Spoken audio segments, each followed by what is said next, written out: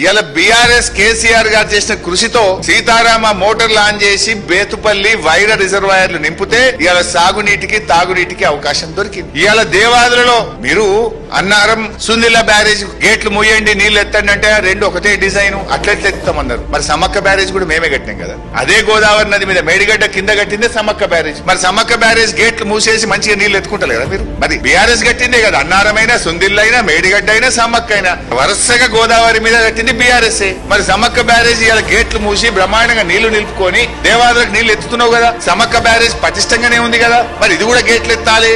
ఇది కూడా అదే నది మీద అదే పద్ధతిలో కట్టిండ్రు అని మరి ఎందుకో గేట్లు ఎత్తుతలేవు అంటే నీకు ఇక్కడ రాజకీయం చేస్తున్నావు. అన్నారం సుందిల్ల కూడా మూసుకొని మినిమం వాటర్ మేనేజ్ చేస్తే నీళ్లు ఎత్తే అవకాశం ఉన్నా ఇలా కాళేశ్వరం దగ్గర నీళ్లు జారవిడుస్తున్నావు. దేవాదుల దగ్గర ఏ కిరికిరి లేకపోయినా ఎన్డీఎస్ఏ లేదు, కుంటి సాకులు లేవు, ఏమి లేకపోయినా కూడా 10 మోటార్లు నడిపే అవకాశం ఉంటే 5 మోటార్లు నడిపి మిగతా నీళ్లు కిందికి జారవిడుస్తున్నావు. 105 టీఎంసీలు ఇలా కిందికి పోయినటువంటి పరిస్థితి ఉన్నది. ఫైనల్ గా మేము చెప్పేది ఒక్కటే, చిల్లర రాజకీయాలు బంద్ పెట్టండి. చిత్తశుద్ధితో దేవాదులలో 10 మోటార్లు నడపాలని, 22 రిజర్వాయర్లు నింపాలని, 3,17,000 ఎకరాలకు వరంగల్ జిల్లాకు సాగు త్రాగునీరు అందించాలి అని బీఆర్ఎస్ డిమాండ్ చేస్తుంది. లేనిచో పెద్ద ఎత్తున ప్రజా పోరాటాలకు ఈ కాంగ్రెస్ పైన మొత్తం వరంగల్, నల్గొండ, కరీంనగర్ దేవాదుల పరివాహక ప్రాంతంలో రైతుల పక్షాన బీఆర్ఎస్ ఉద్యమిస్తుంది. మా ఉద్యమాలు ప్రారంభం కాకముందే కళ్ళు తెరవండి, 10 మోటార్లు నడపండి. Thank you.